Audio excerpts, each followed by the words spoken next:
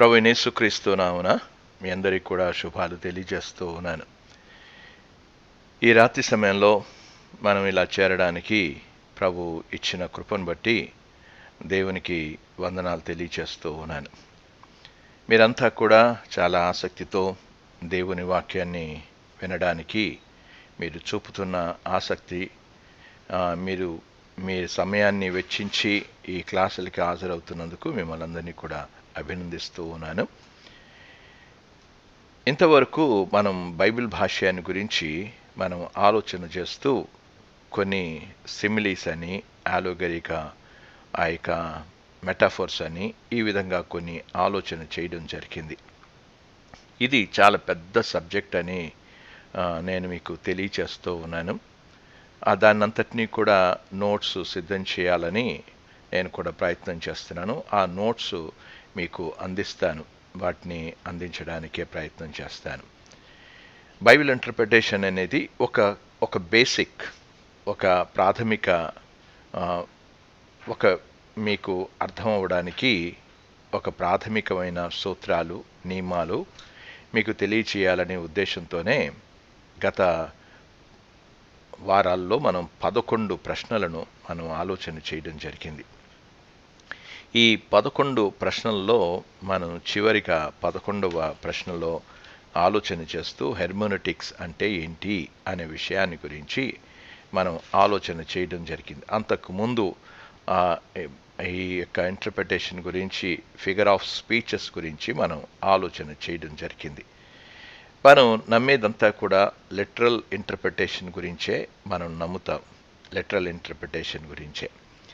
ఈ హెర్మెనెటిక్స్ అనే ఈ మాటకు అర్థం ఏంటి అనే దాని గురించి మీకు ఇంతకుముందు హెర్మానియా లేకపోతే హెర్మోనియస్ అని, హెర్మోనియో అని ఈ పదజాలాన్ని ఉపయోగించినట్లుగా చూస్తూ ఉన్నాం.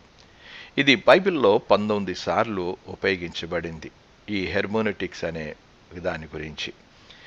ఇది మీరు గమనిస్తున్నప్పుడు యేసు ప్రభు వారి యొక్క శిష్యులు వారు బయలుదేరి వెళ్తూ ఉన్నప్పుడు ఎమ్మాయి మార్గంలో వారు ఆలోచన చేస్తూ ఉన్నారు. యేసు ప్రభు వారు ఆయన మరణించారు, ఆ విషయాన్ని తెలీదా అని వారు మాట్లాడుకుంటున్నప్పుడు వారితో కూడా యేసు ప్రభు వారు నడిచినట్లుగా మనం చూస్తూ ఉన్నాం. ఆ యేసు ప్రభు వారు నడుస్తూ మాట్లాడిన విషయాన్ని గురించి మనం చూడొచ్చును. ఈ విషయాన్ని లూకా సువార్త 24వ అధ్యాయం 27వ వచనంలో మోషేయు సమస్త ప్రవక్తలను మొదలుకొని లేఖనములన్నిటిలో తను గూర్చిన వచన భావము వారికి తెలిపాను అనే మాటను మనం చూస్తూ ఉన్నాం. ఇది దాదాపు 19 సార్లు రాయబడింది. అంటే వారికి వచన భావమును అనే విషయాన్ని, అంటే ఆ వచనాల్లో ఉన్న భావాన్ని గురించి వాళ్ళకి తెలిపినట్లుగా మనం చూస్తూ ఉన్నాం.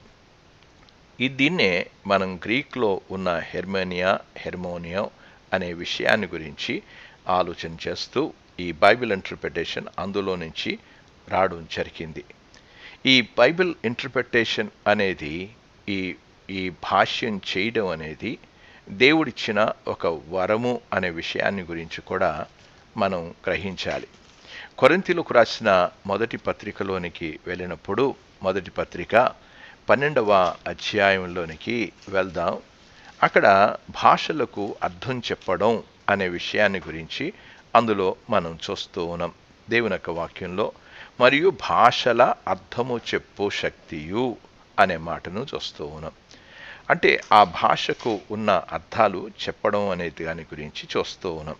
అంతేకాదు దేవుని యొక్క వాక్యంలో ఇంకా చదువుతున్నప్పుడు 14వ అధ్యాయంలోనికి వెళ్తే 27వ వచనంలో అక్కడ మాటలు మనం చూస్తున్నాం. ఒకడు అర్థము చెప్పవలెను అనే మాటను చూస్తూ ఉన్నాం.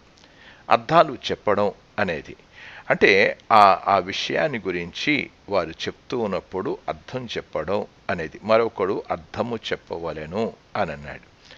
దానికి ఆ విషయాన్ని మనం గమనిస్తున్నప్పుడు ఇది హెర్మెనెటిక్స్ అనే విషయాన్ని గురించి, అంటే అర్థాలు చెప్పడం అనేది. ఆ బైబిల్ భాష్యంలో మనం చూస్తున్న దాని గురించి, ఈ హెర్మెనెటిక్స్ అనే విషయాన్ని గురించి, అది వచ్చిన అవుట్కమ్ లేకపోతే ఆ వివరణ బట్టి ఒక ఖచ్చితమైన ఒక విశ్లేషణ అనేది అక్కడ ఉన్న వాక్య భావం ఏదైతే ఉందో ఆ భావాన్ని ఖచ్చితంగా ప్రజలకు అందించడం, లేకపోతే ఆ భావాన్ని తెలపడం అనే దాని గురించి మనం ఆలోచన చేస్తూ ఇవన్నీ కూడా హెర్మోనెటిక్స్ అనేది మనం చూడడం జరిగింది. ఈ సబ్జెక్ట్లో మనం హెర్మోనెటిక్స్తో పాటు మరొక 2 విషయాలను కూడా మనం చూస్తామని నేను ప్రారంభంలో మీకు తెలియచేస్తూ వచ్చాను. ఈ బైబిల్ భాష్యానికి ఉన్న విషయాన్ని మనం చూస్తున్నప్పుడు హెర్మోనెటిక్స్ అనేది బైబిల్ స్టడీ మెథడ్స్ అని, బైబిల్ అధ్యయన పద్ధతులు అనే విషయాన్ని గురించి కూడా మనం గమనించాలి. ఆ తర్వాత ఎక్సిజీసస్ అనేది వివరణ అనేది. ఈ 3 విషయాలను గురించి 3 కలిపి మనం చదువుతాము అనేది నేను ఉపోద్ఘాతంలోనే మీకు తెలియచేస్తూ వచ్చాను. బైబిల్ అధ్యాయానికి బైబిల్ భాష్యానికి మధ్య ఉన్న తేడా ఏంటి అనేది మొట్టమొదట మనం అర్థం చేసుకోవాలి. అర్థం చేసుకుంటే బైబిల్ స్టడీ అనేది వేరే, బైబిల్ భాష్యం అనేది వేరే. ఈ 2 కూడా ఒకటే అని అనుకోవడం అనేది మనం కొంతవరకు ఒకలాగానే కనబడుతుంది, కానీ అంత ఇది ఖచ్చితంగా ఒకటే అని చెప్పడం మాత్రం అది సబబు కాదు అసలు. బైబిల్ అధ్యయన పద్ధతులు ఉన్నాయి. బైబిల్ను ఎలాగ అధ్యయనం చేయాలో దాని గురించి వ్యవహరిస్తాం. బైబిల్ వివరణ అనేది, బైబిల్ అర్థాలు అనేవి బైబిల్ అధ్యయన పద్ధతులు, ఆ యొక్క పఠన పద్ధతులు, అర్థం చేసే పద్ధతులు, అర్థం చెప్పే పద్ధతులు కూడా వేరే వేరే అనే విషయాన్ని మనం అర్థం చేసుకోవాలి. ఈ హెర్మోనెటిక్స్ అనేది ఒక ఆర్ట్, ఒక సైన్స్ అనే విషయాన్ని అర్థం చేసుకోవాలి. అది మెథడాలజీ. ఇది హెర్మోనెటిక్స్ అనేది ఒక ఆర్ట్, ఒక కళ, ఒక శాస్త్రం అనేది. కనుక ఈ 2 విభాగాలు, మనం బైబిల్ స్టడీ అనేది వేరే, హెర్మోనెటిక్స్ అనేది వేరే. 2 వేరే అనే విషయాన్ని మీరు తప్పకుండా అర్థం చేసుకోవాలి.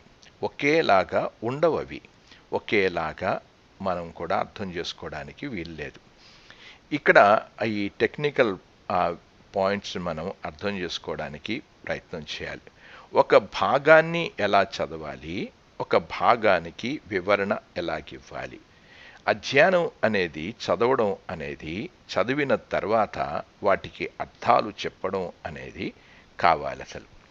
కనుక ఈ భాగాన్ని మనం చదువుతున్నప్పుడు చదివే విధానం ఎలా చదవాలి, చదివిన తర్వాత దాన్ని మనం సరిగ్గా అర్థం చేసుకొని సరి అయిన రీతిగా అర్థం చెప్పడానికి కొన్ని నియమాలు, శాస్త్రం అనేది ఉంది. ఇది ఒక ఆర్ట్ అనేది, ఒక కళ అనే విషయాన్ని ఈ విషయాన్ని కూడా అర్థం చేసుకోవాలి. ఈ రెండిటికి మధ్యలో వ్యత్యాసాలు మనం గమనిస్తూ ఉంటే అధ్యయన పద్ధతిలో టెక్స్ట్ యొక్క అర్థం ఏంటో అనేది కనుక్కుంటాం. కానీ ఆ టెక్స్ట్లో ఉన్న వాస్తవ అర్థం ఏంటి అసలు అనేది మనం హెర్మోనెటిక్స్ మనం చదువుతున్నప్పుడు మనకి అర్థమవుతుంది. ఒక అధ్యయనం లేక ఒక టెక్స్ట్ని అన్వయించడానికి ఒక అధ్యయనం చేస్తున్నప్పుడు బైబిల్ పఠన అని అంటారు. అది దానికి ఆ బైబిల్ పఠన చేసిన తర్వాత, ఆ పరిశోధన చేసిన తర్వాత మనం అర్థం అనేది ప్రజలకు సరి అయిన రీతిగా మనం తెలియచేయాలి. సరి అయిన రీతిగా తెలియచేయడం అనేది ఇది హెర్మోనెటిక్స్, భావాన్ని చెప్పడం అనేది. ప్రభువు మనం లూకా సువార్తలో చదువుతున్నప్పుడు మోషే ఆ యొక్క గ్రంథంలో, పంచకాండాల్లో నుంచి, ప్రవక్తల గ్రంథాల్లో నుంచి భావము తెలిపాను అనే మాటను మనం గమనిస్తున్నాం. ఆ కింద వచనాల్లో కూడా ఇంకా కిందకి రండి, నేను తర్వాత కూడా మీకు వివరిస్తాను. లూకా సువార్తలోనికి వెళ్తున్నప్పుడు అక్కడ చాలా చక్కగా విషయాన్ని గురించి వాళ్ళకి వివరించి చెప్పినట్లుగా కూడా మీరు చూడొచ్చును. కింద వచనాలు చదువుతూ ఉన్నప్పుడు మనకి బాగా అర్థమవుతుంది యేసు ప్రభువారు ఎలాగ చెప్పారు, ఏ విషయాన్ని చెప్పారు. వాళ్ళకి అర్థం చెప్పినట్లుగా కూడా మనం చాలా స్పష్టంగా చూడగలం. భావాన్ని మాత్రమే కాదు, అర్థాన్ని కూడా వారికి వివరించి చెప్పినట్లుగా మనం చూడగలం అసలు. దేవుని యొక్క వాక్యంలోనికి వెళ్ళినప్పుడు చూడండి, ఆ మాటలు నేను చదువుతూ ఉన్నాను. కిందకి రండి, మీరు చదువుతూ ఉన్నప్పుడు వారు గ్రంథంలో చదివారు, వారు రాయబడినవన్నీ కూడా వారితో మాట్లాడుతూ ఉన్నప్పుడు వాళ్ళకి వివరించాడంట, వాళ్ళకి అర్థాలు చెప్పినట్లుగా మనం చూడగలం. ఇది మీరు లూకాసు వార్తలో మనం గమనించగలం. భావాన్ని చెప్పడం, భావానికి అర్థాలు కూడా చెప్పడం. కనుక ఈ ఈ ఈ మెథడాలజీ, ఈ బైబిల్ స్టడీ అనేది, హెర్మోనెటిక్స్ అనేది ఏదో ఆ యొక్క మనం సోమరులకి ఇది కాదు. ఇది సమయాన్ని వెచ్చించాల్సిన అవసరం ఉంది. ఇది పట్టించాలి, ఆ యొక్క పట్టణ చేయాలనే శ్రద్ధ కూడా కావాలి, పట్టుదల కూడా కావాలి. ఇది అంత సులభమైనది ఎంత మాత్రం కూడా కాదు అనే విషయాన్ని మీరు మొట్టమొదట అర్థం చేసుకోవాలి. ఇది మానవుల కోసమే మనకి ఇవ్వబడిన గ్రంథం. కానీ దేవుడు తన వాక్యాన్ని ప్రజలు చదవడానికి ఇది ప్రేరేపించబడిన గ్రంథం అనే విషయాన్ని కూడా మనం అర్థం చేసుకోవాలి. రండి, ఈ సమయంలో ఇంకా మనం ముందుకు వెళ్తూ ఉన్నప్పుడు మనుషులు సంబంధించిన ఈ బైబిల్ అనేది మనుషుల కోసమే రాశాడు. కానీ మనుషులు బైబిల్ని అర్థం చేసుకోవడంలో ఎన్నో అపార్థాలు చేసుకున్నారు, తప్పుడు వ్యాఖ్యానాలు కూడా చేయడం జరిగింది. వారు ఒక సరి అయిన విషయాన్ని అర్థం చేసుకోవడానికి వారు ఎన్నెన్నో అపార్థాలు చేసుకుని తప్పుడు ఆ యొక్క ప్రసంగాలు చేసి, లేకపోతే తప్పుడు వ్యాఖ్యానాలు చేసినట్లుగా చూస్తూ ఉన్నాం. అందుచేతనే ఈ కోర్సు తప్పకుండా మనం చదవడానికి కారణం ఏంటంటే, మనకి ఈ ఈ పఠన అనేది చాలా చాలా ప్రాముఖ్యం. అది ఆ ప్రాముఖ్యాన్ని గురించి మాట్లాడుతూ, ఈ వేరే వేరే ఏదన్నా పుస్తకాలు చదువుతున్నప్పుడు మీరు అంత పెద్ద పట్టుదల అవసరం లేదు, శ్రద్ధ కూడా అవసరం లేదు. ఒకవేళ ఒక న్యూస్ పేపర్ చదవడానికి ఏ కోర్స్కి వెళ్ళనవసరం లేదు మనం. కానీ బైబిల్ని చదవడంలో మాత్రం మనకి తప్పకుండా ఒక క్రమశిక్షణతో కూడిన ఆ యొక్క మనం అభ్యాసం అనేది చాలా అవసరం అనే విషయాన్ని, ఒక కోర్స్ అనేది తప్పకుండా అవసరం అనే విషయాన్ని గురించి మనం అర్థం చేసుకోవాలి. హెర్మోనెటిక్స్ అనేది మనం బైబిల్ని ఎలా చదవడం అనేది మనకు నేర్పిస్తోంది. అదే సమయంలో ఈ బైబిల్ని చదవడం, హెర్మోనెటిక్స్ నేర్పించడం మాత్రమే కాదు, ఇతర పుస్తకాలను కూడా ఎలా చదవాలో అనేది కూడా మనకు చాలా స్పష్టమైన అవగాహన కూడా మనకిస్తుంది. ఇది హెర్మోనెటిక్స్ మనం ఎప్పుడైతే మనం నేర్చుకోగలమో, అది చదువుతుంటామో, అప్పుడు మనకి బాగా అర్థమవుతుంది. నేను ఒక ఉదాహరణకి విషయాలు చెప్తూ ఉన్నాను. బైబిల్ని చదువుతూ ఉన్నప్పుడు మనం సందర్భాన్ని మనం విస్మరించకూడదు. సందర్భం అనేది ఎప్పుడు కూడా మనం గుర్తుపెట్టుకుని చదవాలి. ఉదాహరణకి మీరు ఎప్పుడైనా సరే కొంతమంది టీవీ సీరియల్స్ చూస్తూ ఉంటారు. ఆ సీరియల్స్ చూస్తున్నప్పుడు ఆ సీరియల్కి వెనకాల ఏం జరిగింది, ఆ బ్యాక్గ్రౌండ్ కొంత చెప్పిన తర్వాత ఆ సీరియల్ ప్రారంభించడం జరుగుతుంది. అలాగే మీరు బైబిల్ చదువుతున్నప్పుడు వెనకాల ఉన్న ఆ సందర్భం ఏంటి అసలు అనేది తెలియకుండా మనం వెళ్ళి చదివేస్తూ ఉంటే అనేకమైన అపార్థాలకు దారితీస్తాయి, అనేకమైన నానా అర్థాలకు దారితీస్తుంది. అందుచేత ఇది చదవడానికి మనకు ఒక కోర్స్ అనేది చాలా అవసరం. గనుకనే ఈ కోర్సు నేను మీతో షేర్ చేస్తూ ఉన్నాను.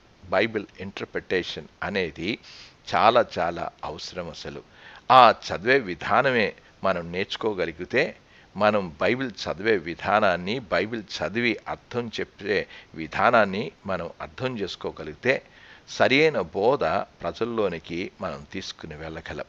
ఇది చెయ్యాలి అనంటే మనం తప్పకుండా కాంటెక్స్ట్లోనికి, సందర్భంలోనికి వెళ్ళాలి. ఆ వివిధ సందర్భాల్లోకి, బైబిల్లో ఉన్న సందర్భంలోనికి వెళ్ళాలి. ఆ సందర్భం ఏంటి అనంటే నేను తర్వాత వాటిని ఈరోజు వివరిస్తూ ఉన్నాను, ఒక ఉపద్ఘాతం చేస్తూ ఉన్నాను. దాన్ని మనం తర్వాత మరింత లోతుగా మనం వెళ్ళి ఆలోచన చేస్తాం. మనకి భాష అనేది, భాషను గురించిన వెనకాల ఏ భాషతో రాయబడింది ఆ పదజాలానికి ఏంటి అనేది అర్థం చేసుకోవాలి. అంత మాత్రమే కాదు, వెనకాల ఉన్న సంస్కృతి అంటే కల్చరల్ ఆ బ్యాక్గ్రౌండ్ ఏంటి అసలు అనేది కూడా అర్థం చేసుకోవాలి. కల్చరల్ బ్యాక్గ్రౌండ్ అంత మాత్రమే కాదు, హిస్టారికల్ బ్యాక్గ్రౌండ్ కూడా అర్థం చేసుకోవాలి. అంత మాత్రమే కాదు, భౌగోళిక పరిస్థితులను కూడా మనం అర్థం చేసుకోవాలి. అప్పుడే మనకు బైబిల్ చాలా స్పష్టంగా మనకు అర్థమవుతుంది. మనం ఇవన్నీ కూడా వెనకాల ఉన్న ఆ కల్చరల్ బ్యాక్గ్రౌండ్, ఆ లాంగ్వేజ్ బ్యాక్గ్రౌండ్, ఆ యొక్క హిస్టారికల్ అండ్ లేక జియోగ్రాఫికల్ బ్యాక్గ్రౌండ్స్ మనకి ఏమీ తెలియకుండా మనం వెంటనే వెళ్ళి ఆ భాషను మనం బైబిల్ని ఇంటర్ప్రిటేషన్ చేయలేం. అందుచేత చాలామంది మనకు ఆ యొక్క ఒరిజినల్ లాంగ్వేజెస్లో ఆదిమ భాషలోనికి, గ్రీకులోనికి, హీబ్రూలోనికి వెళ్ళడానికి మనకు చాలా టూల్స్ అనేవి వచ్చాయి. ఇంటర్లైనర్ బైబిల్ అనేది రావడం జరిగింది.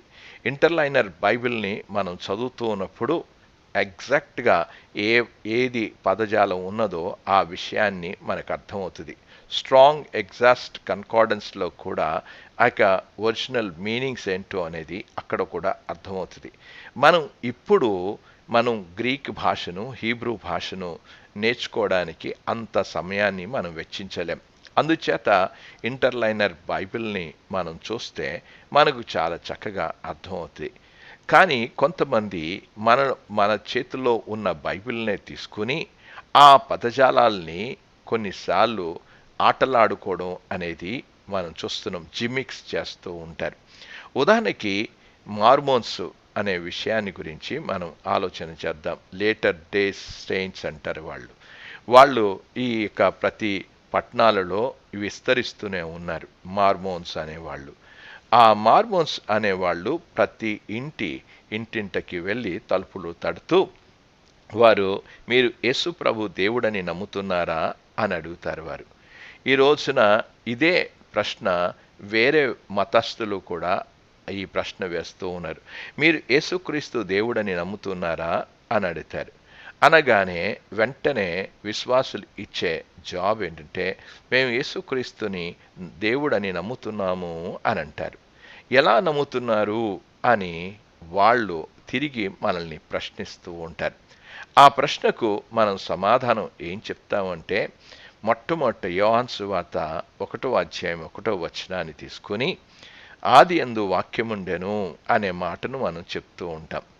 వాళ్ళు ఇంగ్లీష్ బైబిల్ తీసుకొని వాళ్ళు చెప్పే విధానం ఎలాగుంటుంది అనే దాన్ని గురించి మనం చదువుతున్నప్పుడు ఆ పదజాలంలో మనం గమనిస్తున్నప్పుడు ఈ గ్రీక్లో కూడా మనం వెళ్ళాల్సిన అవసరత ఉంది.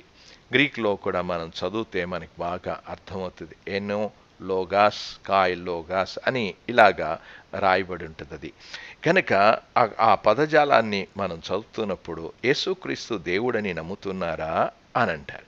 అంటే అప్పుడు వాళ్ళు ఏమంటారంటే, ద గాడ్ అనేది ఇంగ్లీష్ బైబిల్ని తీసుకుని ఇంగ్లీష్ బైబిల్లో నుంచి వారు మాట్లాడడానికి ప్రయత్నం చేస్తారు. ద గాడ్ అనేది లేదండి, 2వ స్థానంలో యేసుక్రీస్తుని ఉంచారు. కనుక యేసుక్రీస్తు త్రిత్వంలో ఏ గాడ్ కానీ ద గాడ్ కాదు అనే విషయాన్ని వారు ప్రస్తావించడం జరుగుతుంది. ఎందుకు? మనం తీసుకున్న వచనాన్ని వాళ్ళు ఆ పదజాలాన్నే తీసుకుని వాళ్ళు మాట్లాడుతూ ఉన్నారు. కానీ అక్కడ మనం గమనిస్తూ ఉన్నప్పుడు దాన్నంతటినీ కూడా చదువుతున్నప్పుడు అక్కడ నౌన్లో ఆ వాక్యము ద అనేది కనబడుతూ, నౌన్లో అనేది కనబడుతూ, కనుక అక్కడ కనబడినప్పుడు కనుక ద గాడ్ అనేది కాదని వారు చెప్తూ ఉంటారు. ఏ గాడ్ అని అక్కడ రాయబడింది ఆ ఇంగ్లీష్ బైబిల్ని తీసుకుని ఏ గాడ్ అనే మాటను కనబడుతుంది. కనుక ద గాడ్ కాదండి, యేసుక్రీస్తు దేవుడు కాదు అనే విషయాన్ని వాళ్ళు ఆ విధంగా మాట్లాడతారు. కనుక వాళ్ళు పట్టుకున్నది ఏంటంటే ఆర్టికల్ని పట్టుకున్నారు. దా లేదు, ఏ అనేది ఆర్టికలే ఉంది. గనక యేసు ప్రభువుని వారు తక్కువగా చూస్తూ ఉన్నారు. గ్రీకులోకి మీరు వెళ్తే ఆ ఆర్టికల్ అనేది లేదు అనంటే ఆ వచనం అంతటికి ఒక విషయాన్ని నొక్కి చెప్తూ ఉంది అనేది మనకి బాగా అర్థమవుతుంది. ద అన్నప్పుడు మనం గమనిస్తున్నప్పుడు మొట్టమొదట ఇన్ ద బిగినింగ్ అనే మాటను మనం గమనిస్తూ ఉన్నాం. ఇన్ ద బిగినింగ్ అనే మాటను గమనించినప్పుడు అక్కడ ఏ గాడ్ అనేది మీకు అని చెప్పాడు అని వాళ్ళు చెప్తూ ఉంటారు. ఇంగ్లీష్ బైబిల్ని మనం తీసుకొని ఇంటర్ప్రిటేషన్ చేయడం కాదు. మనం వెళ్ళాల్సింది ఏంటంటే వారికి ఇంగ్లీష్ బైబిల్లో, మనం తెలుగు బైబిల్లో కూడా కొన్ని పదజాలాల్ని వాళ్ళు ఏం చేస్తారు, ఆ పదజాలాల్ని వారికి నచ్చినట్లుగా ఉపయోగించడం అనేది జరుగుతుంది. ఇంగ్లీష్ బైబిల్లో ఆ వచనాన్ని కంఠస్థం చేసి వారు వారి వాదనను నెగ్గించుకోవడానికి ప్రయత్నం చేస్తారు. అదే ఈరోజు కూడా జరుగుతోంది. ఈరోజు కూడా మనం గమనిస్తున్నప్పుడు ఈ డిబేట్స్లో కూడా అదే మాట్లాడుతూ ఉన్నారు. యేసుక్రీస్తు దేవుడు కాదు అనే విషయాన్ని గురించి మాట్లాడదు. కానీ గ్రీక్లో అలాంటి పదజాలం లేదు అనేది మనం గమనించాలని నేను మనవి చేస్తున్నా. వారు మాట్లాడడానికి వారికి ఎటువంటి క్లూస్ అనేవి లేవు. మనం ఒరిజినల్ లేకపోతే ఆదిమ భాష గ్రీకు భాషలోనికి వెళ్ళినప్పుడు యేసు ప్రభు దేవుడు అనే మాటను మనం గమనిస్తూ ఉన్నాం. ఆది యందు వాక్యముండెను, వాక్యము దేవుడై ఉండెను అనే మాట ఉంది. ఆ వాక్యము శరీరధారి అయి, ఆ వాక్యము శరీరధారి అయి కృపాసత్య సంపన్నుడుగా మన మధ్య నివసించాను అనే మాట చాలా స్పష్టంగా కనబడుతుంది. వారు ఇంగ్లీష్ బైబిల్ని పట్టుకొని ఆర్టికల్స్ని పట్టుకొని ఆ విధంగా మాట్లాడుతూ ఉంటారు. కానీ మనం గమనించవలసిన విషయం ఏంటంటే దాన్ని వాళ్ళు పట్టుకుని వారు బోధ చేస్తున్నారు. అందుచేత అలాంటి విషయాలను గురించి మనం మనం ఎంతమాత్రం తబ్బిబ్బు కాకూడదు. దాన్ని గమనించినప్పుడు గ్రీక్లో అలాగ లేదు, గ్రీక్లో అక్కడ ఆర్టికల్ లేదు అనంటే ఆ వచనానంతటినీ నొక్కి చెప్తుంది. The beginning, in the beginning అనే మాటను మనం గమనిస్తున్నాం. కనుక ఆ మాటను అంతటికీ వర్తిస్తుంది అనే విషయాన్ని మనం చెప్పగలగాలి. అందుకే హెర్మోనిటిక్స్ని చాలా చాలా అవసరమనే విషయాన్ని గమనించాలి. దైవావేశం చేత రాయబడిన మాటలు, దైవ ప్రేరేపణ చేత రాయబడిన మాటలను మనం ఆ వివరణను స్పష్టంగా అర్థం చేసుకోవాల్సిన అవసరత ఎంతైనా ఉంది అనేది మనం గమనించాలి. నిజమైన వివరణ అర్థం చేసుకోకపోతే మనం చాలా నిజాయితీగా మనం ఉండొచ్చునేమో, కానీ మనం ఆ యొక్క వివరణ అనేది సరిగ్గా అర్థం చేసుకోకపోతే మనం ప్రజలను తప్పులోనికి నడిపిస్తున్నామనేది మీరు గమనించాలని మనవి చేస్తున్నాం. కనుక బైబిల్ని మనం చదువుతూ ఉన్నప్పుడు చాలాసార్లు కూడా మన స్థానాన్ని కాపాడుకోవడానికి కొంతమంది వారి వారి స్థానాలను కాపాడుకోవడానికి ఆ యొక్క కాపరి ఒక సేవకుని యొక్క స్థానాన్ని కాపాడుకోవడానికి వారు వారికి అనుకూలంగా లేఖనాలను ఉపయోగించడం కాదు. దేవుని వాక్యం ఎలాగుందో ఆ విధంగానే మనం చెప్పడం అనేది చాలా అవసరం. అందుకే బైబిల్ని కొన్నిసార్లు ఏమని మాట్లాడుతూ ఉంటారంటే వాక్యము రెండంచెలుగల ఖడ్గం అండి, అది నీకు అలాగ అర్థమైంది, నాకు ఇలాగ అర్థమవుతుంది అని చెప్పేసి ప్రజలను తప్పుత్రోవలోనికి పట్టించడానికి ప్రయత్నం చేస్తారు. కనుక ఒక్కటే ఒక భాష్యం ఉంది అనేది గుర్తుపెట్టుకోవాలి. మనం వన్ వర్డ్ వన్ మీనింగే ఉంది, వన్ ఇంటర్ప్రిటేషనే అనే విషయాన్ని మనం గమనించాలి. కాదండి, ఒక వ్యాఖ్యానానికి మరొక వ్యాఖ్యానం మంచిగా రాయబడింది అనే విషయాన్ని ఈ వ్యాఖ్యానకర్తలు అందరూ కూడా వారు సరి అయిన రీతిగా వ్యాఖ్యానం చేశారు అని ఎంతమాత్రం కూడా మనం భావించవద్దని నేను మనవి చేస్తున్నా.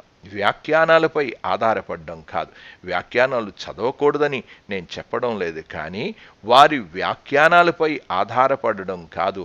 మనం బైబిల్ని చదివి బైబిల్లో ఉన్న విషయాలను ఆదిమ భాషలోనికి, అందుకే ఇంటర్లైనర్ బైబిల్ అనేది ఆ యొక్క హీబ్రూ గ్రీక్లో ఇంటర్లైనర్ బైబిల్లోనికి వెళ్ళడం చాలా అవసరం. కొంతమంది ఏమంటారంటే వీరికంటే వారు బాగా చెప్పారు, అలాగ బాగా చెప్పారు అని చెప్తూ ఉంటారు. కానీ వారిది బాగుంది, వీరిది బాగుందని కాదు అసలు. కనుక వారి భాష్యం కంటే నా భాష్యం బాగుంది అని, నా ఇంటర్ప్రిటేషనే బాగుంది అని చెప్పుకుంటూ వెళ్తే మరి ఏది సత్యమో ప్రజలు అర్థం చేసుకోవాల్సిన అవసరత కూడా ఉంది. కనుక మీ భాష్యం కన్నా నా భాష్యం బాగున్నది, అది తప్పు, నాదే కరెక్టు అనే విషయాన్ని కాదు. వాక్యం టెక్స్ట్ ఏం చెప్తుంది, అసలు టెక్స్ట్లో నిజమైన అర్థం ఏంటి, భావం ఏంటి అనే దాన్ని గురించి మనం తప్పకుండా అర్థం చేసుకోవాలి. ఎప్పుడు అర్థం చేసుకోగలం అనంటే మీరు సందర్భంలో నుంచే ఆలోచన చేస్తే మీరు తప్పకుండా సరి అయిన రీతిగా అర్థం చేసుకోగలరు. కానీ సందర్భాన్ని మనం విస్మరించి మనం బయటికి వెళ్తే అది మనం తప్పుడు ఆ యొక్క అర్థాలే తీసుకుని వెళ్తాం, తప్పుడు భావాలే తీసుకుని వెళ్తాం. కనుక ఏ పక్షపాతం లేకుండా సందర్భంలో నిలబడి మనం ఆలోచన చేస్తే చాలా చాలా చక్కని భాష్యాన్నే మనం చేయగలము అనేది మీరు అర్థం చేసుకోవాలని మనం చేస్తూ ఉన్నాం. కనుక మనం కొన్నిసార్లు మనం ఏదన్నా జబ్బు పడ్డామనుకోండి, ఏదన్నా అనారోగ్యం సోకిందనుకుందాం. అనారోగ్యం సోకినప్పుడు ఒక డాక్టరు ఈ యొక్క మందు కన్నా ఆ మందు మంచిది అని అనంటే మనం ఒక గొప్ప ప్రమాదంలో పడినట్లే. ఏ మందు అసలు మంచిదో అది ఖచ్చితంగా చెప్పగలగాలి. అసలు ఈ మందు కంటే ఆ మందు మంచిదండి, ఆ మందు కంటే ఇంకొక మందు మంచిదండి అనంటే ఆ యొక్క గొప్ప ప్రమాదంలో ఏ మందులు వేసుకోవాలి అనే ఒక సందేహం ఒక రోగికి వస్తుంది, అనారోగ్యానికి గురి అయిన వ్యక్తికి వస్తుంది. అలాగే బైబిల్ భాష్యంలో కూడా ఒక భాష్యం కన్నా మరొక భాష్యం మంచిది అని భావించడం అనేది జరిగితే అది గొప్ప ప్రమాదంలోనికే మనం వెళ్తున్నాం అనేది అర్థం చేసుకోవాలి. నేను అందుకే మీకు మీ ఎదుట ఏ విధంగా చదవాలి, ఏ విధంగా అర్థం చేసుకోవాలి, ఏ విధంగా అన్వయించి మీరు అర్థాలు చెప్పాలో మీ ముందు పెడుతూ ఉన్నాను. నా భావాలు ఏమాత్రం కూడా చెప్పడం లేదు. మీరు అందుకే నాతో కూడా కలిసి మీరు పఠించండి. దీన్ని వినడం మాత్రమే కాదు, దీనికి మీ సమయాన్ని కూడా వెచ్చించాలి అనే విషయాన్ని. అందుకే చాలాసార్లు కూడా కొంతమంది ప్రసంగికులు వారి భావాలను వ్యక్తం చేస్తూ ఉంటారు. ఆ భావాలన్నీ కూడా సత్యం కాదు అనేది మొట్టమొదట మీరు రూఢిపరచుకోవాలని నేను మనవి చేస్తూ ఉన్నాను. దానికి ఒక మంచి ఉదాహరణ కూడా బైబిల్లో నుంచే ఆ ఉదాహరణలు కూడా మీకు తెలియచేస్తూ ఉన్నాను. ఏంటి ఆ ఉదాహరణ అనంటే, మీరు ఇర్మియా గ్రంథానికి మనం వెళ్దాం. చాలామంది ఈ వచనాన్ని తీసుకుని చాలా ప్రసంగాలు చేస్తూ ఉంటారు. ముఖ్యంగా చెప్పాలి అనంటే వారు ఎటువంటి బోధకులో మీరే తప్పకుండా అర్థం చేసుకోవాలని నేను మనవి చేస్తూ ఉన్నాను. ఇర్మియా గ్రంథంలోనికి 29వ అధ్యాయంలోనికి వెళ్దామండి. 29వ అధ్యాయంలో నేను ఈ మాట చదవకముందే మీరందరూ కూడా వల్లిస్తారు అనేది కూడా నాకు తెలుసు అసలు. కనుక 11వ వచనంలో, నేను మిమ్మల్ని గూర్చి ఉద్దేశించిన సంగతులను నేను ఎరుగుదును, రాబో కాలమందు మీకు నిరీక్షణ కలుగునట్లు అవి సమాధానకరమైన ఉద్దేశములే గాని హానికరమైనవి కాదు, ఇదే యెహోవా వాక్కు అని చదివేస్తారు. కనుక వాళ్ళు చెప్పే విషయాన్ని గురించి మనం ఆలోచన చేస్తున్నప్పుడు ఈ వచనాన్ని చదువుతారు. ముఖ్యంగా చెప్పాల్సిన విషయం ఏంటంటే ప్రాస్పరిటీ గాస్పెల్ అనేది, హెల్త్ వెల్త్ గాస్పెల్ ఆ యొక్క ప్రీచ్ చేసే వాళ్ళందరూ కూడా ఈ వచనాన్ని బాగా చదివి వాళ్ళు చెప్పే విషయం అంటే దాన్ని ఉపయోగించుకుంటారు. ఆ వచనాన్ని ఎలాగ ఉపయోగించుకుంటారు అనంటే, దేవుడు మీ పట్ల ఒక ప్రణాళిక కలిగి ఉన్నాడు, ఆ ప్రణాళికలో రాబో దినాలలో మీకు మంచి జరుగుతుంది, మీకు నిరీక్షణ కలుగునట్లు సమాధానకరమైన ఉద్దేశములే కనుక మీకు హానికరమైనవి కావు. రాబో కాలమందు దేవుడు మిమ్మల్ని దీవించబోతున్నాడు, దేవుడు మిమ్మల్ని అభివృద్ధి పరచబోతూ ఉన్నాడు, దేవుడు మీకు హాని కలగకుండా కాపాడబోతూ ఉన్నాడు అనే విషయాన్ని గురించి వాళ్ళు అద్భుతంగా వారు ప్రసంగం చేస్తూ ఉంటారు. అలాగ ప్రసంగం చేసి వాళ్ళందరినీ కూడా భాగ్యవంతులు ఆరోగ్యవంతులుగా అయిపోతారు, హెల్త్ వెల్త్ని గురించి వారు మాట్లాడతారు. అలాగ చెప్పి వాళ్ళు కోట్ల డబ్బులు సంపాదించుకుని పరిచర్య వారు కూడా చేయడం అనేది జరుగుతూ ఉంది.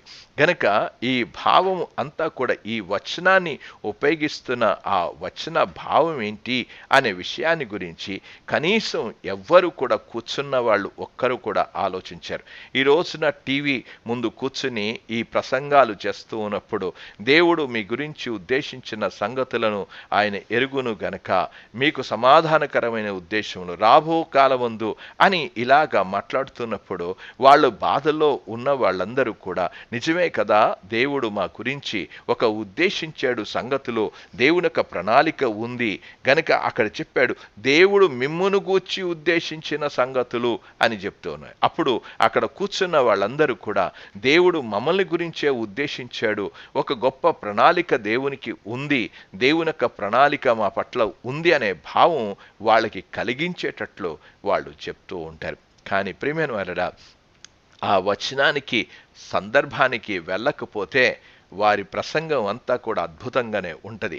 వారు ప్రసంగం చేస్తున్న ఆ ప్రసంగం ఎంత తప్పుడు బోధో అనేది మీరు అర్థం చేసుకోవాలని నేను మనవి చేస్తూ ఉన్నాను. దేవుని యొక్క వాక్యంలోనికి వెళ్దాం, ఆ మాటలు కూడా చదువుతూ ఉన్నాను. సందర్భంలోనికి వెళ్దాం, ఆ 10వ వచనంలోనికి వెళ్దాం.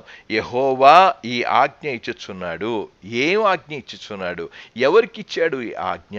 ఎవరి గురించి మాట్లాడుతూ ఉన్నాడు అనే దాని గురించి మనం ఆలోచన చేస్తే, యెహోవా ఈ ఆజ్ఞ ఇచ్చుచున్నాడు, బబులోను రాజ్యమునకు 70 సంవత్సరములు గతించిన తర్వాతనే మిమ్మును గూర్చి. ఎప్పుడు ఎవరి గురించి మాట్లాడుతూ ఉన్నాడు?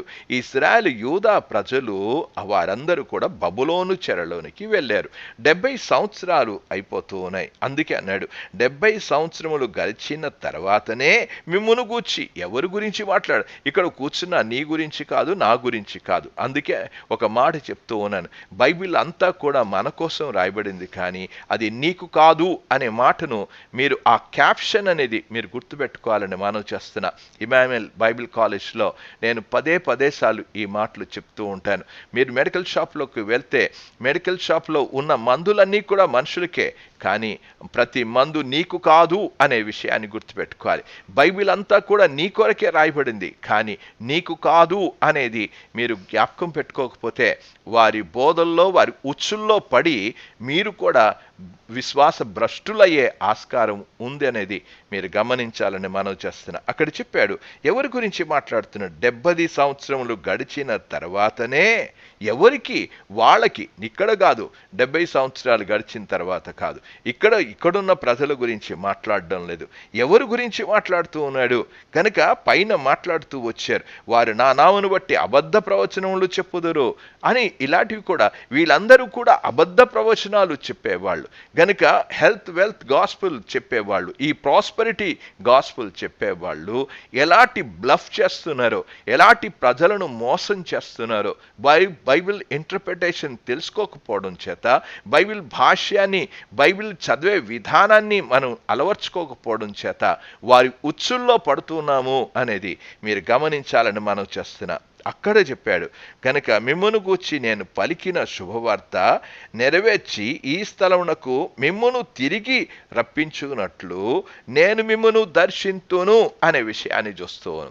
దేవుడు ఎప్పుడు చెప్పాడు కనుక ఆ విషయాన్ని గురించి మనం ఆలోచన చేస్తున్నప్పుడు వారు పాపం చేయడం వలన వారు 490 సంవత్సరాలు విశ్రాంతి సంవత్సరాలు పాటించకపోవడం చేత వారు 70 సంవత్సరాలు వారు బానిసలుగా బబులోను చెరలోనికి వెళ్ళారు. ఆ 70 సంవత్సరాలు అయిపోయిన తర్వాత నేను మిమ్మల్ని విడిపిస్తా, తిరిగి దేశానికి తీసుకొస్తాను, తిరిగి యెరూషలేములోనికి మిమ్మల్ని తీసుకొస్తాను, తద్వారా తిరిగి దేవునితో ఒక మంచి సంబంధాన్ని మీరు కలిగి ఉంటారు కనుక మీ పట్ల నేను ఉన్న ప్రణాళిక అనే విషయాన్ని చెప్పడానికి ఇదంతా కూడా చెప్పాడు. కానీ 10వ వచనాన్ని విస్మరించి 11వ వచనాన్ని మాట్లాడి ప్రజలకి ఇక్కడ ఒక వచనాన్ని చెప్పి ప్రజల్ని మోసగిస్తున్న పరిస్థితిని మనం చూస్తున్నాం. ఈ వచనాన్ని ఈ యెర్మీయా గ్రంథము 29వ అధ్యాయము ఆ మాటలు 11వ వచనాన్ని చెప్పాలి అంటే ప్రతి సేవకుని యొక్క చేతిలో కసాయివాడుగా అది నలిగిపోయింది అని చెప్పాలి, బుచ్చర్డ్ అని చెప్పాలి. అసలు అది ఆ యొక్క ఆ యొక్క వచనాన్ని పూర్తిగా కసాయి వాని చేతిలోనికి వెళ్ళిపోయినట్లుగానే ఆ వచనం కూడా వెళ్ళిపోయింది అనే విషయాన్ని, కసాయివాడు కూని చేసినట్లుగానే ఈ రోజున ఈ వచనాన్ని తీసుకొని కూని చేసే పరిస్థితిని మనం చూస్తున్నాం. బైబిల్ని మనం సరిగ్గా అర్థం చేసుకోకపోతే, ఒక క్రమబద్ధమైన ఆ యొక్క భాష్యం వ్యవస్థ ఉంది. ఇది ఒక ఆర్ట్ అండ్ సైన్స్ అనేది మీరు గమనించాలని మనం చేస్తున్న. సైన్స్కి ఒక నియమాలు ఉంటాయి, ఒక శాస్త్రానికి ఒక నియమాలు ఉంటాయి. కనుక ఇదొక మనం నేర్చుకోవలసిన ఈ శాస్త్రాన్ని గురించి, ఈ బైబిల్ భాష్యం అనేది ఒక శాస్త్రము అనేది మీరు గమనించాలని నేను మనవి చేస్తూ ఉన్నాను. కనుక ఆ వచనం ఏం మాట్లాడుతుందో అది చెప్పరు. వారు మిమ్మును గూర్చి అని నొక్కి చెప్తారు. అక్కడ ఎవరు మిమ్మును అనే మాట ఎవరికి అది వర్తిస్తుందో ఆ విషయాన్ని గురించి వారు ప్రస్తావించరు. గనక చాలాసార్లు బోధకులు చేసేది ఒక కసాయి వాళ్ళుగా బైబిల్ని కూని చేస్తున్నారు అనేది అర్థం చేసుకోవాలని మనం చేస్తున్నాం. నిజంగా ఈ బైబిల్ అధ్యయనము అనేది చాలాసార్లు కూడా బైబిల్ స్టడీ గ్రూప్స్ అనేది మనం చూస్తూ ఉంటాం. అక్కడక్కడ ఇళ్లలో బైబిల్ స్టడీ గ్రూప్స్ చేస్తూ ఉంటారు. వారు అన్ని రకాలైన ప్రజలు వారు అక్కడ చేరుతూ ఉంటారు. ఇది ఈ బైబిల్ స్టడీ గ్రూప్స్ వల్లనే నిజంగా బైబిల్ అంతా కూడా కసాయివాడి చేతిలోనికి వెళ్ళినట్లుగా ఆ యొక్క ముక్కలు చెక్కలు అయిపోయి అనే విషయాన్ని, అది ఎంత ప్రమాదానికి దారితీస్తుందో వారు అర్థం చేసుకోవడం లేదు అసలు. దీని వలన వచ్చిన నష్టం అనేది సంఘాలకు, ఆ యొక్క విశ్వాసులకు ఎంత నష్టాన్ని సమకూర్చారు. బైబిల్ స్టడీ గ్రూప్స్ వలన వచ్చిన గొప్ప ప్రమాదము అనేది అర్థం చేసుకోవాలి. వారికి సరి అయిన విధానం తెలియదు, బైబిల్ భాష్యాన్ని గురించి వారికి తెలియదు. గనుక ఈ బైబిల్ స్టడీ గ్రూప్స్ వల్లనే చాలా ప్రమాదంలోనికి వెళ్ళిపోయేది, సంఘం వెళ్ళిపోయిందనే విషయాన్ని నేను చెప్తున్నాను. ప్రధానమైన ఆ యొక్క ప్రమాదంలో మనం ఉన్నాము, బైబిల్ స్టడీ గ్రూప్స్ వల్లనే ప్రమాదానికి మనం గురి అవుతున్నాం అనే విషయాన్ని. కనుక ఇక్కడ మనం అర్థం చేసుకోవాల్సిన విషయం ఏంటంటే, వారు ఏమీ తెలియకుండా కొంత భాగాన్ని తీసుకొని దాని అర్థం ఏంటో చెప్పడానికి ప్రయత్నం చేస్తారు. దాని అర్థాన్ని వారు ఏం చెప్తూ ఉంటారు, చెప్పడానికి ఇష్టపడుతూ ఉంటారు. వాళ్ళు ఆ విధంగా ఇది మంచి అర్థం అండి, మీ అర్థం మంచిదండి, వాళ్ళ అర్థం మంచిదని అక్కడున్న గ్రూప్స్ వాళ్ళందరినీ కూడా ఏదో వాళ్ళని మెప్పించడానికి, కవ్వించడానికి, ఏదోదో చెప్పడానికి ప్రయత్నం చేస్తారు. నిజంగా ఆ వచనానికి అర్థం ఏంటి, అసలు ఆ వచనం యొక్క భావం ఏంటి, ఆ వచనానికి ఉన్న ఆ యొక్క సందర్భం ఏంటి, వీటన్నిటిని కూడా పక్కకి పెట్టేసి వాళ్ళు చేసే పనులు ఏంటంటే దాన్ని పూర్తిగా విడిచిపెట్టి వారికి అనుకూలమైన రీతిగా వీటన్నిటిని కూడా భావాన్ని చెప్పడానికి ప్రయత్నం చేస్తారు.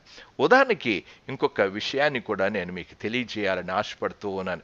యోహాను సువార్తలోనికి వెళ్దాం. యోహాను సువార్త 10వ అధ్యాయంలోనికి వెళ్దామండి. 28వ వచనాన్ని నేను చదువుతూ ఉన్నాను. మీరు అందరికీ పరిచయమైన వచనాలే, మరొకసారి నేను చదువుతూ ఉన్నాను. నేను వాటికి నిత్య జీవమునిచ్చుచున్నాను గనక అవి ఎన్నటికి నశింపవు, ఎవడునూ వాటిని నా చేతిలో నుండి అపహరింపడు అనే విషయాన్ని. గనక ఇప్పుడు బైబిల్ స్టడీ గ్రూపులోనికి ఆ వచనం వెళ్ళిందండి. ఆ వచనం మరొకసారి మీరు బాగా దాన్ని గ్రహించాలని నేను మనవి చేస్తూ ఉన్నాను. ఏమంటున్నాడు, నేను వాటికి నిత్య జీవమును ఇచ్చుచున్నాను అన్నాడు. ఎవరిస్తూ ఉన్నారు ఆ విషయాన్ని బాగానే స్పష్టంగానే అర్థమవుతుంది. కనుక నేను ఇచ్చుచున్నాను కనుక అవి ఎన్నటికీ నశింపవు అనే విషయాన్ని చెప్పాడు. అంతవరకు బాగానే ఉంది. కానీ ఇక్కడ కింద చూస్తూ ఉన్నాం, ఎవడును అనడు. అంటే బయట వాళ్ళు ఎవ్వరు కూడా నా చేతిలో నుండి అపహరింపడు అనే విషయం. వాళ్ళు ఏమని ఈ బైబిల్ స్టడీ గ్రూప్స్లో ఏమని వాళ్ళు చెప్తూ ఉన్నారు, నేను వారికి నిత్య జీవమునిచ్చుచున్నాను, అవి ఎన్నటికీ నశింపవు, వాటిని నా చేతిలో నుండి ఎవరునూ లాక్కోరు అనే విషయాన్ని.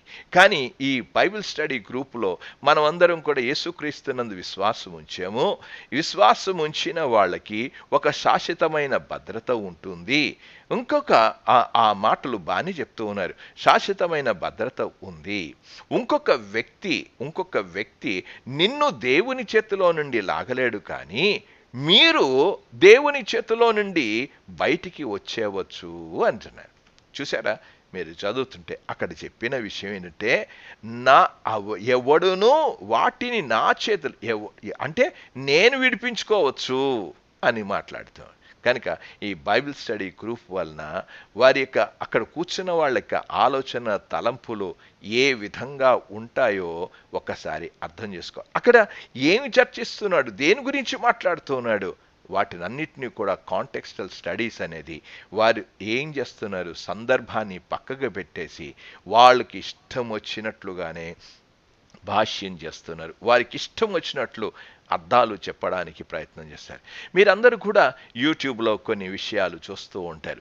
ఆ యూట్యూబ్లో ఒకసారి మా విషయాన్ని గురించి కూడా నేను మీకు తెలియజేయాలి. యూట్యూబ్లో కొంతమంది ఈ బైబిల్ భాష్యం మీద అర్థాలు ఇంత అర్థం ఉందా, ఇంత అర్థం ఉందా అని కొన్ని వీడియోస్ చేసినట్లుగా కూడా మీరు చూడగలరు.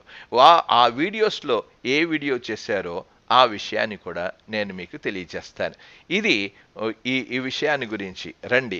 నహం గ్రంథంలోనికి మీరు రావచ్చు. నహం గ్రంథంలోనికి రండి. ఆ నహం గ్రంథంలో నేను మీకు చదువుతున్నాను, చూడండి. నహం గ్రంథంలోనికి రండి. వస్తే ఇది మీరు యూట్యూబ్లో వీడియోలో ఒక దగ్గర కనబడుతుంది. ఆ విషయాన్ని గురించి చూడండి. వాళ్ళు మాట్లాడుకుంటూ ఉంటారు. ఆ మాటలు ఏంటో అనేది వాళ్ళు నిజంగా యూట్యూబ్లో చేస్తున్న వాళ్ళు కనీసం కాంటెక్స్టల్ స్టడీ అనేది ఉందా, ఏ విషయం మాట్లాడుతున్నాడో దాన్నంతటినీ కూడా వారు విస్మరించి వీడియోస్ తీసి ప్రజలను పక్కత్రోవలోనికి పట్టిస్తున్న అలాంటి పరిస్థితిని కనబడుతూ ఉంది. చెప్పక తప్పడం లేదు నేను. కానీ నహము గ్రంథంలో ఆ యొక్క 2వ అధ్యాయంలోనికి వెళ్దాం. 4వ వచనంలో చదువుతున్నాను. వీధులలో రథములు మిక్కిలి తొందరగా పోవచ్చున్నవి, రాజమార్గములలో రథం, ఆ యొక్క మాటలు మనం చూస్తున్నాం. ధములు ఒకదాని మీద ఒకటి పడుచు పరిగెత్తుచున్నవి, అవి దివిటీలు వలె కనబడుచున్నవి, మెరుపు వలె అవి పరిగెత్తుచున్నవి అని చెప్పాడు. ఏం కనబడుతున్నాయంట, వీధులలో రథములు మిక్కిలి తొందరగా పోవుచున్నవి. ఆ మాటలు మనం గమనిస్తూ ఉన్నప్పుడు అవి వెళ్తూ ఉన్నాయంట. ఆ మాటలు మనం గమనిస్తున్నప్పుడు అవి పడుచు అనే విషయాన్ని గురించి కూడా అక్కడ చెప్తూ ఉన్నాడు. అవి ఎలాగ వెళ్తూ ఉన్నాయి, పడుచు పరిగెత్తుచున్నవి, వాటికి దివిటీలున్నవి. ఇక వాళ్ళు ఈ వచనాన్ని తీసుకుని నహము గ్రంథంలోనే దేవుడు మొట్టమొదట ఇప్పుడు జరుగుతున్న విషయాన్ని ప్రవచన రీతిగా దేవుడు మాట్లాడేశాడు అని వాడు చక్కగా వీడియో తీసేశారు. ఆ వీడియో తీసేసి ఎందుకు తీసేశారు అనంటే, ఆ బైబిల్ స్టడీలో వాళ్ళు చదివింది అదే.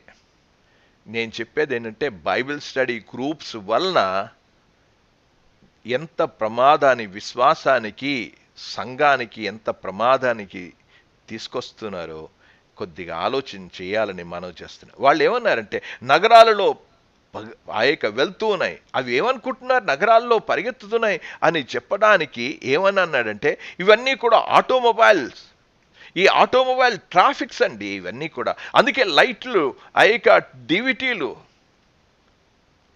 ఇవి వాళ్ళు ఇచ్చిన భాష్యం. నగరాల్లో పరిగెడుతున్న కార్స్ని మీరు చూస్తున్నారు కదా, ఈ కార్స్ అండి ఇవన్నీ కూడా. కనుక అవి వాళ్ళు చెప్పేది. అందుకే దివిటీలు పరిగెత్తుచున్నవి, అవి దివిటీలు కనబడుచున్నవి, మెరుపు వలె పరిగెత్తుచున్నవి అని. అవన్నీ కూడా కార్స్, అవి వెహికల్స్, అవి ఆటోమొబైల్ వెహికల్స్ అవి. ఇది దేవుడు బైబిల్లో ప్రవచించాడు అని చెప్పేసి గొప్పగా వాళ్ళు చెప్పేస్తూ ఉన్నారు. ప్రజలంతా కూడా బైబిల్లో దేవుడు ఏవేవో రాసేశాడు, ఎంత సత్యమో అని కొంతమంది భ్రమపడుతున్న వాళ్ళు ఉన్నారు.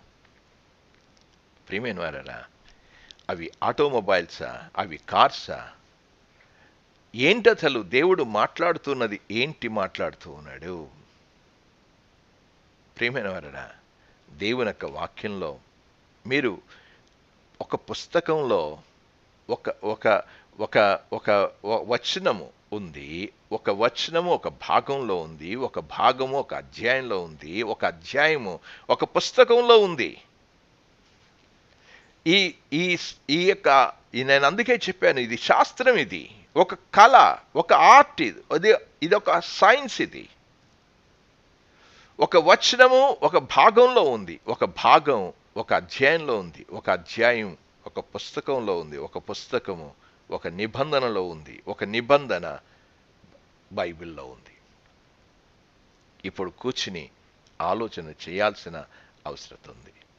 నగరాల అవి కార్సా? దాని గురించి మాట్లాడా? ఆ వచనంలో అక్కడ ఏమీ లేదది. అది గ్రహించాలని నేను మనవి చేస్తున్నా. అక్కడ నగరాల్లో కార్స్ వెళ్ళడం అనే దాని గురించి మాట్లాడడం లేదు. ప్రభు ఇక్కడ మాట్లాడుతున్నది దేని గురించి మాట్లాడుతున్నాడో అర్థం చేసుకోవాలని మనవి చేస్తూ ఉన్నా. చాలామంది ఆ వీడియోస్ చూసి అలాంటి డ్రామాస్ వేసిన వాళ్ళు కూడా చాలా ఉన్నారు.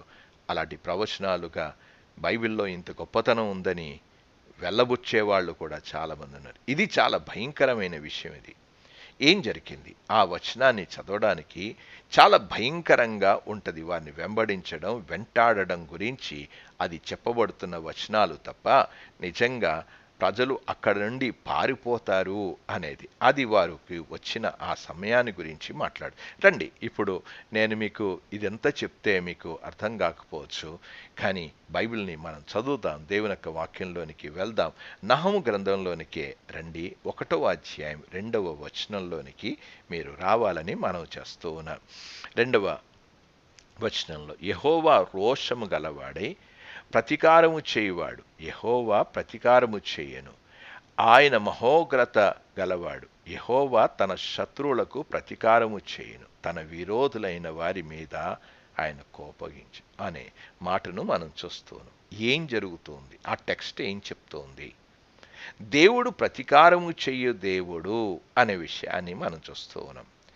వారు ఆ ప్రతీకారం చేస్తున్నప్పుడు బబులోనుకి వారిని ఎక్కడి నుంచి బబులోను వారిని నినేవే పట్టణానికి పంపిస్తున్న ఆ సందర్భాన్ని గురించి రాయబడిన మాటలు ఇవన్నీ కూడా. ఇది మొట్టమొదట అర్థం చేసుకోవాలి. వీటన్నిటినీ కూడా విస్మరించేసి వారు ఆటోమొబైల్స్ అని వాళ్ళు చెప్తూ ఉన్నారు అనంటే ఎంత భయంకరమైన విషయం అది. అది ఆటోమొబైల్స్ కాదు అనేది మీరు అర్థం చేసుకోవాలని మనవి చేస్తున్నా. ఇదంతా కూడా ఎవరి గురించి చెప్పాడు అనే విషయాన్ని గురించి మనం ఆలోచన చేస్తే నినేవేని గూర్చిన దేవోక్తి అని అన్నాడు. అక్కడ మాటలు మనం గమనిస్తున్నప్పుడు నినేవేని గూర్చిన దేవోక్తి అని చెప్పాడు. ప్రారంభమే మనకు అర్థమవుతుంది ఇది అక్కడ ఆటోమొబైల్స్ గురించి కాదు. వాళ్ళకి ఇప్పుడు చేస్తున్న వివరణలోనికి మనం వస్తే ఆటోమొబైల్ ట్రాఫిక్స్ కాదది. ఆ సమయం వస్తుందని ఆ యొక్క భవిష్యత్వాణిగా బైబిల్ చెప్పలేదు. ఇదంతా కూడా టెక్స్ట్లో లేనిది వారు మాట్లాడడానికి ప్రయత్నం చేస్తున్నారు. టెక్స్ట్లో అది కాదు. మీరు పైన చదువుతూ ఉన్నప్పుడు అంతా కూడా బలత్కారులు, లయకర్త నీ మీదికి వచ్చుచున్నాడు, నీ దుర్గములను అని అక్కడ రాస్తున్న విషయాన్ని దేని గురించి రాశాడు, దేని గురించి మాట్లాడుతున్నారో ఒకసారి అర్థం చేసుకోవాలని నేను మనవి చేస్తూ ఉన్నాను. కనుక అది ఆటోమొబైల్స్ గురించి కాదు, నినేవేని గురించిన ఆ యొక్క దేవోక్తి చెప్తున్న విషయాలను గురించి చెప్పబడిన మాటలు ఆ సందర్భంలో అక్కడ ఆటోమొబైల్స్ గురించి మాట్లాడలేదు. కనుక మనం బైబిల్ స్టడీ చేస్తూ ఉన్నప్పుడు ఎంత భయంకరంగా ఎక్కడికి తీసుకుని వెళ్తున్నారు. బైబిల్లో లేనిది వారు గొప్పతనాన్ని ప్రదర్శించుకోవడానికి, వారి వాదన నెగ్గించుకోవడానికి, ఏదేదో చెప్పడానికి ప్రయత్నం చేస్తారు. టెక్స్ట్లో ఏముంది, ఏం చెప్పబడిందో వాటిని గురించి వారు మాట్లాడడానికి ప్రయత్నం చేయాలి తప్ప వేరే విషయాలు వారు మాట్లాడకూడదు అనేది నేను మీకు చాలా స్పష్టంగా తెలియజేస్తూ ఉన్నా. కనుక బైబిల్ స్టడీ మెథడ్ ఆ యొక్క సరి అయిన రీతిగా లేనప్పుడు వారు ఏ రీతిగా తీసుకుని వెళ్తారు, ఎక్కడికి తీసుకుని వెళ్తారో ఒకసారి ఆలోచన చేయాలి. ఈ మనం సాధారణంగా బైబిల్లో లేని విషయాలు వారు చెప్పడానికి ప్రయత్నం చేస్తూ ఉన్నారు. అది కాదు, బైబిల్ ఏం చెప్తుంది, బైబిల్లో ఉన్న భావం ఏం చెప్తుంది అనే దాని గురించి చాలా చక్కగా హెర్మోనటిక్స్ మాత్రమే, బైబిల్ భాష్యంలో ఉన్న ఆ విధానంలో, ఆ శాస్త్రంలోనే మనం నేర్చుకోవాలని మనం చేస్తూ ఉన్నాను. కనుక బైబిల్ భాష్యం అనేది ఖచ్చితమైన వివరణ అనేది ఉంటుంది, ఖచ్చితమైన అన్వయింపు కూడా ఉంటుంది. కనుక బైబిల్ పఠన ద్వారా మనం విచిత్రమైన పనులు చేస్తూ ఉన్నాం. బైబిల్ అధ్యయనం ద్వారా విచిత్రమైన పనులు చేయడానికి ప్రయత్నించి, బైబిల్ పఠన అనేది మీకు అర్థమయ్యే ఏదో అర్థమైపోయే రీతిగా అది ఒక ఫ్రీగా వచ్చేసేది కాదు. దేవుని వాక్యం చాలా అమూల్యమైనది. వాటిని మనం అర్థం చేసుకోవడానికి విషయానికి వస్తే ఎవరైనా సరే ప్రయాసపడితేనే కానీ, ఆ నియమాలు పాటిస్తేనే కానీ మనం సరి అయిన భాష్యం మనం చెప్పలేం. కనుక ఈ యొక్క స్టెప్స్ని కూడా నేను రాబో క్లాస్లో ఎలాగా మీరు చదవాలి, ఏ విధంగా వాటన్నిటిని కూడా మీరు ఒకదాని తర్వాత ఒకటి ఎలాగ చదవాలో ఆ వివరణ కూడా నేను మీకు ఇవ్వాలని అంత నోట్స్ సిద్ధం చేశాను కూడా. కనుక ఇంకా మనం గమనిస్తున్నాడు, ఒకదానికన్నా మరొకటి బాగున్నది అని చెప్పడం అనేది అది సబబు కాదు. ఒకటే ఒక భాష్యం, అది ఖచ్చితమైన భాష్యం, అది ఖచ్చితమైన అన్వయింపు. అది ఎవరు సరి అయినది ఎవరు కాదు అనేది అది నువ్వు ఎలాగ నిర్ణయించగలవు అనంటే, ఈ నియమాలు తెలిసినప్పుడే ఖచ్చితంగా నువ్వు అర్థం చేసుకోగలవు, నువ్వు నిర్ణయించుకోగలవు.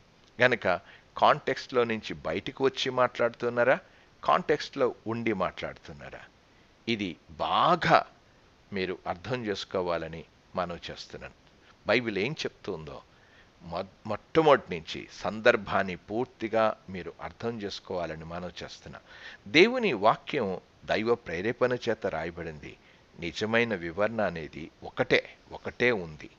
2 వివరణలు లేవు, 2 భావాలు కూడా లేవు. ఒకటే ఒక భావం ఉంది, ఒకటే ఒక వివరణ ఉంది, ఒకటి ఉంది. కనుక ఆ వివరణ అనేది మనం ఖచ్చితంగా ఈ హెర్మోనటిక్స్ ద్వారానే మనకు రాగలదు అనే విషయాన్ని, ఒకే ఒక నిజ అర్థం అనేది ఉంటుంది, అది నిజమైన హెర్మోనటిక్స్ నుండే వస్తుంది. ఇది హెర్మోనటిక్స్ యొక్క ముఖ్య ఉద్దేశం అనేది బైబిల్ భాష్యం యొక్క ముఖ్య ఉద్దేశం అనేది మీరు అర్థం చేసుకోవాలని నేను మనవి చేస్తున్నాను. ఇంకా మనం ముందుకు వెళ్దాం. నేను హెర్మోనటిక్స్ గురించి మీతో మాట్లాడుతూ వచ్చాను. ఆ తర్వాత హెర్మోనటిక్స్ అనే దాన్ని తర్వాత మనం ఏంటంటే ఎక్సిజీసస్ అని అంటారు, వ్యాఖ్యానము అనేది మనం స్టడీ చేసాము. ఆ తర్వాత అర్థాన్ని చెప్పాము. అర్థం చెప్పిన తర్వాత వివరణ, ఆ యొక్క వ్యాఖ్యానము చేయడం అనేది. ఈ వ్యాఖ్యానం చేయడం లేకపోతే దాన్ని మనం ఏం చేస్తున్నాం అనంటే, ఆ యొక్క దీని అర్థం దారి చూపడం అనేది, మనం ప్రకటించడం అనేది ఎక్సిజీసస్ ద్వారా మనం చేస్తాం. ఇది బైబిల్లోనే మనకు కనబడుతుంది, చాలా స్పష్టంగా కనబడుతుంది. యేసు ప్రభు వారు, నేను చెప్పాను ఆ యొక్క లూకా సువార్తలో మీకు మాట్లాడుతూ అన్నాను, దేవుని యొక్క వాక్యంలో మీరు చదువుతున్నప్పుడు లూకా సువార్తలోనికి మరొకసారి వద్దాం. ఆ యొక్క 24వ అధ్యాయంలో నేను మీకు చదువుతూ వచ్చాను. 27వ వచనంలో ఏమనంటే, మోషే సమస్త ప్రవక్తలను మొదలుకొని లేఖనములన్నిటిలో తను గూర్చిన వచన భావం, ఇది హెర్మోనటిక్స్ అంటారు. వచన భావాన్ని చెప్పడం గురించి హెర్మోనటిక్స్ అంటారు. కిందకి రండి, 35వ వచనంలోనికి రండి. త్రోవలో జరిగిన సంగతులను ఆయన రొట్టె విరుచుట వలన తమకు ఎలాగూ తెలియబడెనో అది వారు తెలియచేసిరి అనే మాట ఉంది. ఇక్కడ చదువుతున్నాం, తమకు ఎలాగూ తెలియచేసిరి అనే మాట.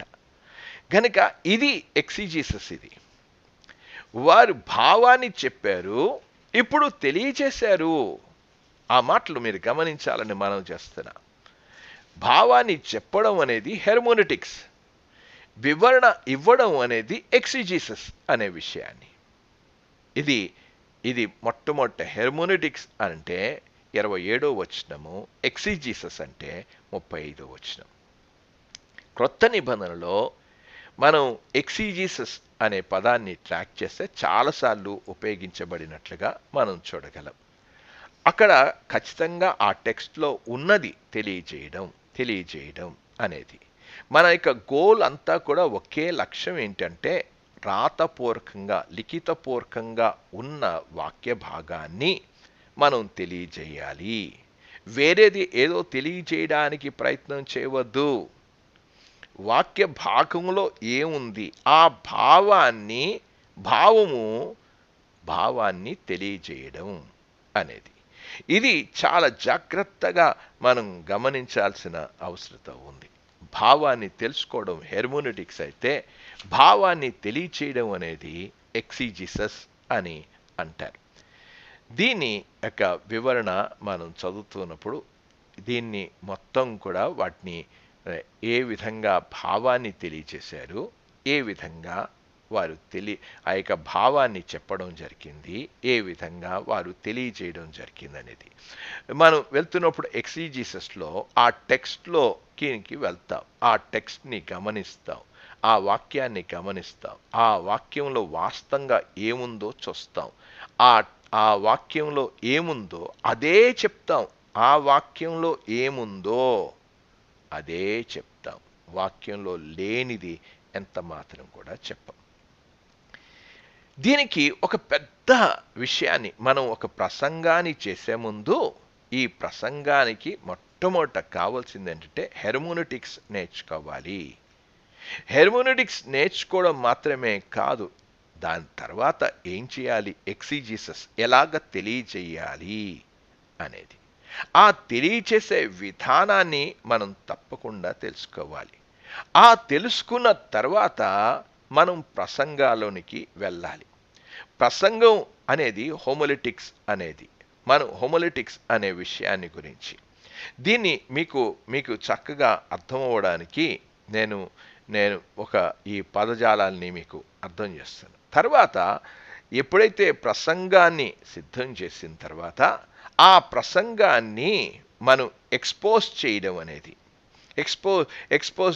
ఎక్స్పోజిషన్ అనేది విషయాన్ని, అంటే వాళ్ళకి వివరణాత్మకముగా వారికి తెలియజేయడం అనేది. ఈ 4 విషయాలు మనకి చాలా ప్రాముఖ్యం. ఒక సేవకుడికి ఈ 4 విషయాలు చాలా జాగ్రత్తగా తెలుసుకోవాలి. హెర్మోనెటిక్స్ అనే దానికి నేను మీకు ఒక అర్థం అవడానికి ఒక కుక్ బుక్, అది ఒక వంట పుస్తకం. అది ఆ వంట పుస్తకంలో ఏముంటుంది, ఆ వంటల పుస్తకంలో ఏముంటుంది అనంటే వంట దాని గురించి ఎలా చేయాలో అది రాయబడుతుంది. ఆ వంటను చేయడానికి ఎక్సిజిసస్ అనేది ఏంటేంటి సిద్ధపరచుకోవాలో అది ఎక్సిజిసస్ చేస్తుంది.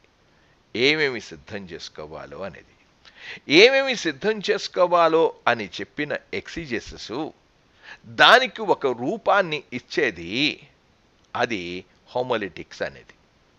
దానికి ఒక రూపాన్ని తీసుకొచ్చేది. ఆ రూపాన్ని తీసుకొచ్చిన దానిని వారికి ఇతరులకు ఆ యొక్క అందించడానికి ఎక్స్పోజిషన్, అది సర్వింగ్ చేయడానికి. అంటే హెర్మోనెటిక్స్ ఒక కుక్ బుక్ అయితే ఎక్సిజిసస్ అనేది దానికి సిద్ధపరిచే ఆ యొక్క పని.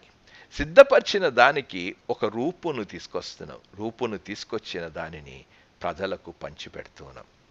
ఇది చాలా చాలా అవసరం. ఇది కనుక ఈ విషయాలను గురించి నెక్స్ట్ క్లాస్లో మనం ఆలోచన చేద్దాం. దాని గురించిన వివరాలు మనం చూద్దాం. దాన్ని హెర్మోనెటిక్స్లో ఏవి ప్రధానంగా ఏవి ప్రధాన పాత్రలు వహిస్తున్నాయో వాటిని గురించి మనం వచ్చే వారం వాటిని ఆలోచన చేద్దాం. ప్రార్థన చేసుకుందాం. సమయం అయిపోయింది, మన క్లాస్ సమయం అయిపోయింది. ప్రార్థన చేస్తున్నాం. ప్రేమగల తండ్రి, మీకు వందనాలు చెల్లిస్తూ ఉన్నాం నాయన. వాక్యాన్ని మేము ఎలాగా భావాన్ని మేము తెలుసుకోవాలో, భావాన్ని ఇతరులకు ఎలా తెలియచేయాలో, తెలియచేయడానికి ఆ ప్రసంగం ఎలా చేయాలో, ఆ ప్రసంగాన్ని వారికి ఏ విధంగా వడ్డించాలో, సర్వ్ చేయాలో మాకు తెలియచేస్తూ ఉన్నారు. మీకు వందనాలు. మేము ఇంకా నేర్చుకోవాల్సింది చాలా ఉంది. మాకు నేర్పించండి అయ్యా, మాకు బోధించండి. అలనాడు శిష్యులకు నేర్పించారు, మీ యొక్క సేవకులకు నేర్పించారు, మాకును నేర్పించండి. ఎంతో ఆసక్తితో వీటిలో ఈ క్లాసెస్లో జాయిన్ అవుతున్న ప్రతి విడను బట్టి మీకు వందనాలు చెల్లిస్తున్నాం. వారి ఆసక్తి కడవరకు, ప్రభు రాకడ వరకు వారు కాపాడుకుంటూ ప్రజలకు సరియైన వాక్యాన్ని అందించడానికి మీ కృప చూపించండి. ఇప్పటికే కసాయి వాళ్ళు ఎంతోమంది ప్రపంచంలో బయలుదేరి వాక్యాన్ని కసాయిగా వారు పంచిపెడుతున్నారు.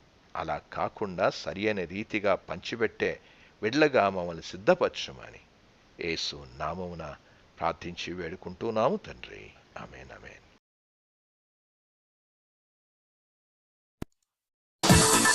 Subscribe now and press the bell icon.